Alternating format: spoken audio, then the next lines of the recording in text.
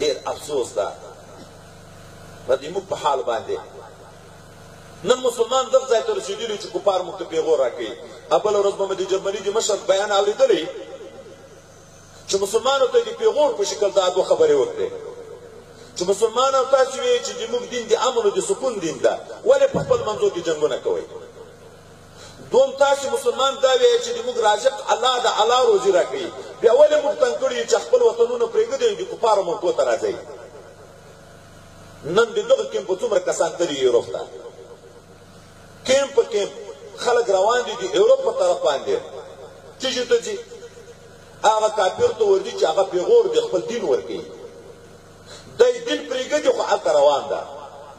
یوه سړي دا بنیاد کې کوي خلک یې صفت کې فلانکي دومره ډېرې روپۍ وګټلې، هېڅوک یې مخالفت نه کوي. ما زوی ماریپور کې یو ځای کې زه چې یو شی واورم بیا پټوی نه شم ذاتي ما نه بیانېږي.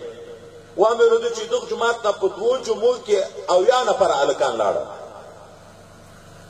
جومات کې جلسه و بیان مې وکړه، بیا په دغه وغږېدم دا هجرت موږ تاسې ولې کړی؟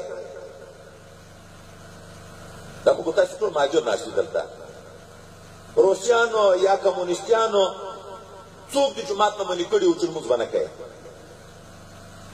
څوک یې د روژې نه منې کړي وو چې روژه به نه نیسي، څوک یې د زکات نه منې کړي وو چې زکات به نه ورکوي، څوک یې د حج نه منې کړي وو چې حج به نه کوي.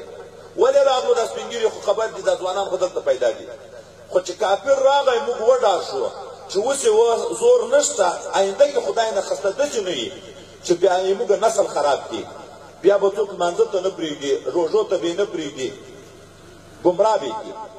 هجرت الله دې دغه دپاره فرض کړی چې په دغه ډارېږي چې ما دین ته خطر ده، دغه وطن به پرېږدي، هجرت به کوي.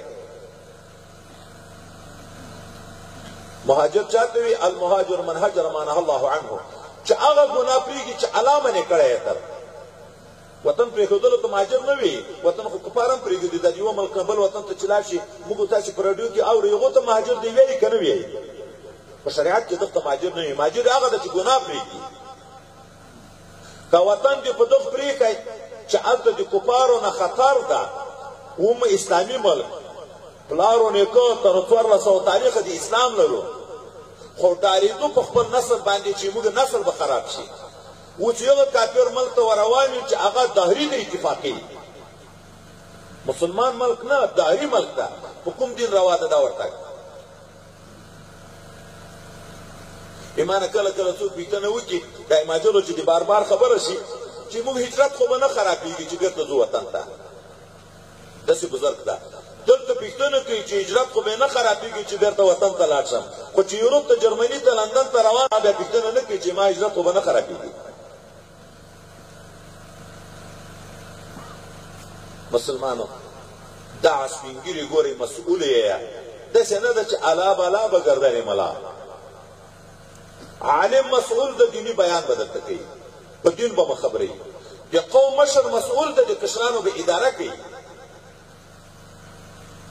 دلته یو سپین ږیری دا کوی شي چې دا د خپل خاندان ځوانان ټول دغه جلسې ته راولي، کوی شي که نه شي کولی؟ ملا کوی شي دا کار؟